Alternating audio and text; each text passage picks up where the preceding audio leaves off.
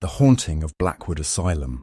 Blackwood Asylum stood on the outskirts of town, abandoned for decades. Its gothic architecture loomed against the night sky, a decaying monument to madness and despair. For years, locals whispered tales of ghostly figures in the windows, the faint sound of screams in the dead of night, and shadowy movements in the overgrown courtyard. Curiosity got the better of Rachel, a journalist with a passion for uncovering urban legends. She decided to spend the night in the asylum to investigate the rumours. Armed with a flashlight, a recorder, and her notebook, she ventured into the decrepit building at dusk. The asylum's interior was a labyrinth of crumbling walls, peeling paint, and shattered glass. The faint scent of mildew and rot hung heavy in the air. Rachel's footsteps echoed ominously as she wandered the dark halls. She stopped in what seemed to be a patient common area, her flashlight beam catching faded drawings on the walls, disturbingly detailed sketches of faceless figures. "Blackwood Asylum, Night 1, Rachel whispered into her recorder. "The air feels heavy, almost oppressive. It's as though the building itself is alive, watching me." As she moved deeper into the asylum, she discovered remnants of its dark past. Rusted chains in padded rooms, unsettling medical tools scattered across tables, and patient records describing cruel treatments. One file caught her attention. It belonged to a patient named Margaret Vale, admitted in 1923 for violent delusions. Margaret claimed she could see shadow people who whispered secrets of the afterlife. The records ended abruptly, with no mention of her release or death.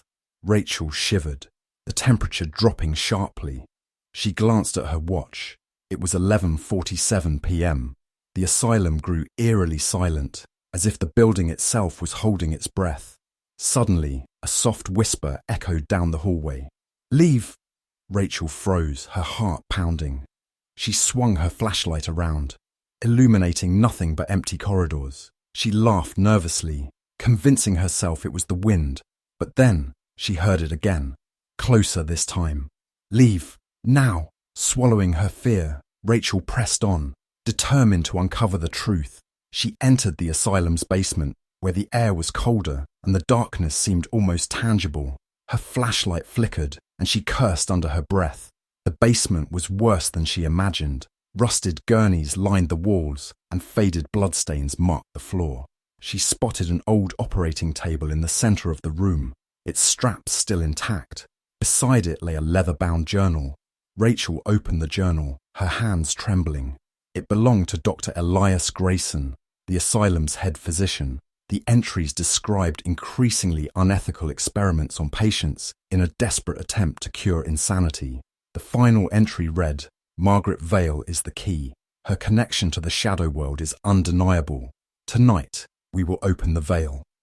As Rachel read the final line, a loud crash shattered the silence. She spun around, her flashlight illuminating the operating table. A dark figure stood beside it, its face obscured, its body unnaturally still.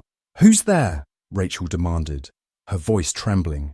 The figure stepped closer, and Rachel's flashlight died completely.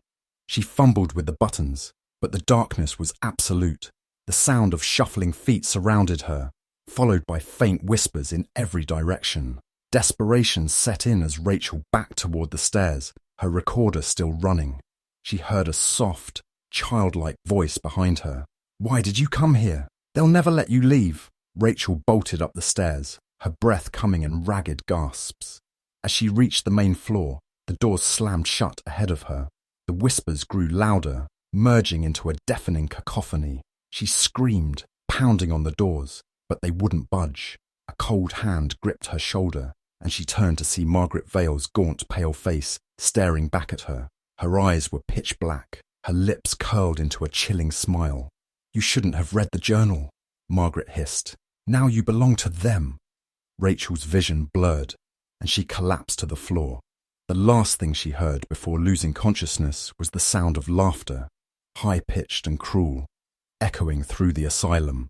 The next morning, Blackwood Asylum was silent once more. Rachel's belongings were found in the basement, but she was never seen again. Some say her spirit roams the halls, flashlight in hand, forever searching for a way out. Visitors to the asylum occasionally report hearing her voice on the wind, pleading, "Help me, please," and then the laughter begins again.